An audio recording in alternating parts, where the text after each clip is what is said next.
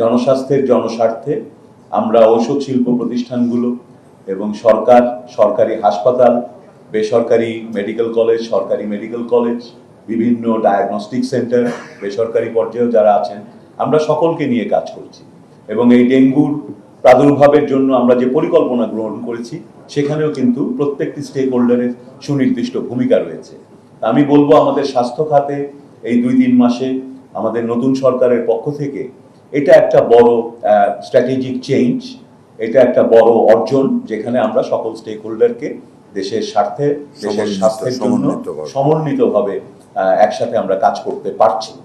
তো আমি ধন্যবাদ জানাই বাপিকে, আজকে যে 1 লক্ষটি আমাদেরকে ইন্টারভেনাস ফ্লুইড বা স্যালাইন যেটাকে আমরা বলি, সেটা ওনারা আজকে দিচ্ছেন সরকারকে, আগামী ডেঙ্গুর মৌসুমে যেন আমরা কাজে লাগাতে পারি।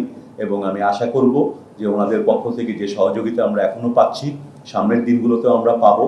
এবং মাননীয় প্রধানমন্ত্রী এবং আমাদের সরকারের পক্ষ থেকে আমরা চাই এই যে আমাদের বিকাশমান ঔষধ শিল্প যা দেশে বিদেশে সুনাম করিয়েছে, মাননীয় প্রধানমন্ত্রীও এই বিষয়ে অবগত এবং আগ্রহ আছে। উনি এই শিল্পকে আবার আরো বিশেষ করে বড় পরিসরে গড়ে ওঠার জন্য বিভিন্ন ধরনের পলিসি সাপোর্টের চিন্তা ভাবনা আমরা করছি। এবং এইভাবেই আমরা একদিকে যেমন ঔষধ শিল্পকে আরো ত্বরান্বিত করব, আরো বিকশিত করব, পাশাপাশি আমাদের দেশের সাধারণ মানুষের কাছে যেন সঠিক ওষুধগুলো সঠিক মূল্যে কিংবা বিনামূল্যে আমরা পৌঁছে দিতে পারি, সেগুলোই আমাদের লক্ষ্য। সেই লক্ষ্যে আমরা কাজ করছি।